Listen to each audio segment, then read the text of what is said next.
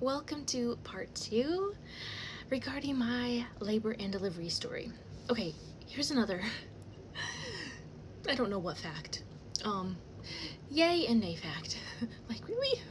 Anyway, I had gotten a shower that night before going into labor, but I did not wash my hair. I did wash my hair just now, so this is just like air drying because I rarely ever use a hair dryer.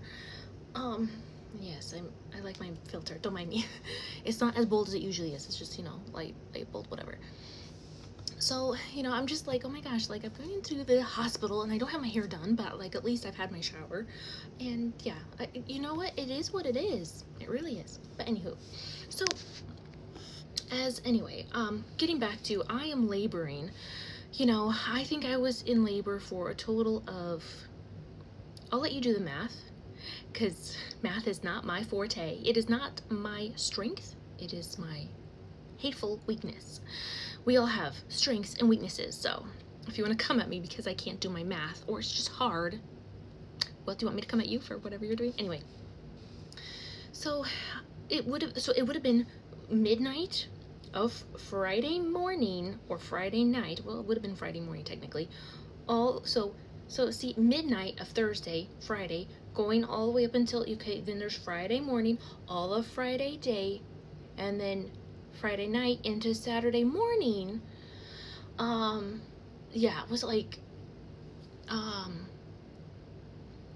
let's see, 36 hours? I don't know. Like I said, I'll fix the math later. I don't know. I'm so sorry.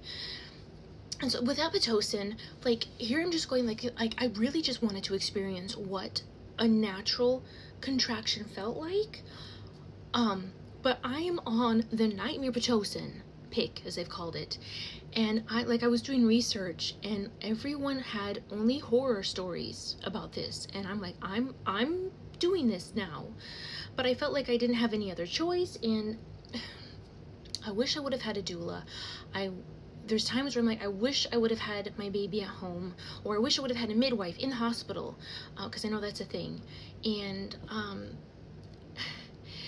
so I remember trying different positions. The best position for me to be laboring was literally like sitting cross-legged on my hospital bed. I remember then one of the nurses said, like, if you could like lean over into the bed and kind of sway your hips, kind of a thing, like do this little, this is a great position that has worked for other moms, kind of a thing. I tried that.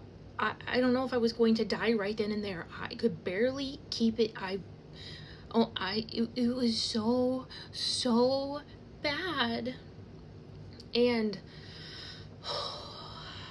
I feel like I'm reliving some of this. It's kind of emotional. And so I remember getting back into, I don't know why I'm crying.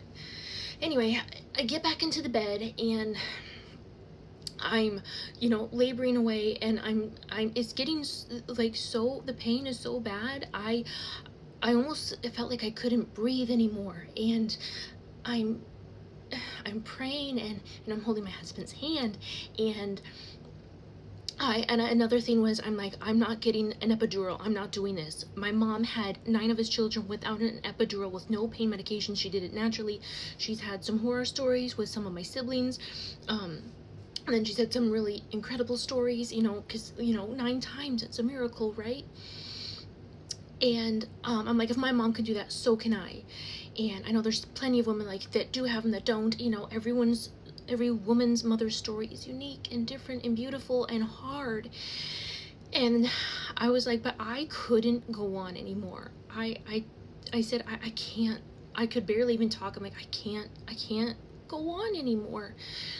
So, and I did sign something. Someone recommended this as I was doing blood work during my pregnancy for testing my glucose or something, whatever it was. And she was like, you should sign something for in case you change your mind, because it is so complicated. Just do it. I think that's what she did. And I had done that.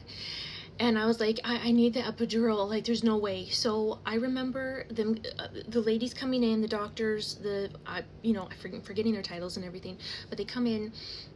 They're like cleaning my back and me ready, having me like sit in the way that they can like administer and everything. And the cramps, the contractions were so bad. I had terror. I was panicking inside because I was terrified. I've heard of horrible stories of if you do that epidural wrong, all the implications on the side effects and horrible things. And I was terrified. I was so scared. And I remember holding on to the nurse, and I just cried out to Jesus. I was like, Jesus, just help me, help me, help me. And I felt like it was a miracle. I felt like it was a God moment, because I was like, if I don't hold still, something's gonna go wrong. And so it all worked through, and in maybe 15 minutes I felt like I got myself back, and the relief, and I could finally not be in such traumatic pain, and the worst of the worst I've ever had in my entire life. And I told my husband, I was like, I feel like I got my life back. It was so beautiful. And so I was able to rest for a while. Now, they told me that I could not eat anything or drink anything in case I would have to, I forget what the word is, not intubate, not perspire, I'm so sorry, I don't remember the word. Aspirate, yes. You know, if I have to get a C-section, that was another thing I said, I'm not getting a C-section, I'm not getting an episiotomy, there's all these things I'm like, I'm not. And thankfully they were like, no, like and I had a male doctor actually that was like on call for, when my, OBGYN doctor lady wasn't there, which I'm like, I didn't want a male doctor either, but I'm grateful because, well, what else do? You know, I need help, you know, especially since there's a lot that I don't know, right? This is my first. He was great and everything. But they were just like, yeah, you can't do any of these things. And I'm like, oh, well, you know, so I remember eating ice chips. I ate a popsicle, which actually had dairy, and I think it was dairy free at that time. So I remember when I was pushing, when it was time to push, because you're like, okay, you are dilated enough, you know, you're like, was I 9-10 centimeters dilated? And this was another thing. They're like, I said, I'm not going to give labor on my back. I'm not doing this. If you know me, I cannot handle it. I cannot stand it. In all these movies, they show all these women just laying on their backs. If you understand enough about labor and delivery, that is the worst position because of how it closes on your pelvis and all these muscles in your structure and everything. And in order to push out a baby, you need to let gravity be your guide. So I'm laboring on my back, kind of tilted up, and I had a mirror to kind of help to see, because I'm like, this would be an incredible experience, you know, like I want to see as my baby's trying to come out.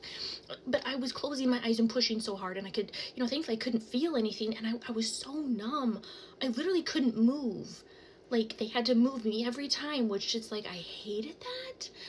But like, I'm glad I wasn't in pain anymore. And so anyway, I was pushing and pushing, I don't know, for hours, and it got to the point where they were like, they were checking me again, and they're like, you know, you're dilated, but he's not progressing. We're going to have to do a C-section. And I had been laboring forever, and I'm just at the point where everything just keeps going downhill, and I'm like, I did this, I didn't want to do, I did this, I did not want to do. And it keeps going further and further. And I'm like, well, if there's no other choice, and they're like, you know, you keep losing fluid, but they keep giving me back, you know, because, you know, you could be getting infections, all these things can be happening, taking place. So I remember that morning, I was shivering and shaking so bad. I couldn't control myself. Like, I was exhausted. I didn't have any food, didn't have any fluid, just ice chips and a popsicle. And I remember them wheeling me in, and I'm just so out of it. You know, I'm on epidural, you know, the drugs are amazing, but I'm exhausted. Like, everything's going on. I feel like I'm in and out of it. And it felt like they took forever to, like, get everything ready to do my C-section. And of course, you know, I didn't want to see it, but like, I'm all covered up and everything. And next thing I know, they're like, here's your baby. And they pull it down so I could see. I'm like, oh, I'm, you know, about to cry. Like, that's our baby, this Maverick. And they go over to the little area and get him. I didn't want him to be completely cleaned off. I think maybe they did, because I'm like, you need that barrier, that protection, you know, what your baby's covered in when you're delivered, you know, to protect you. Like, God created that for a reason. And my husband was there. I'm trying to remember where he was at. Some other surgeon or whatever was kind of like patting me on the shoulder saying like, you're gonna be okay. And I'm like thinking like, well, where's my husband? You know, it's like we're having our baby. And then my husband goes over there, and then he and Maverick go into our room, and then they get me all stitched back up.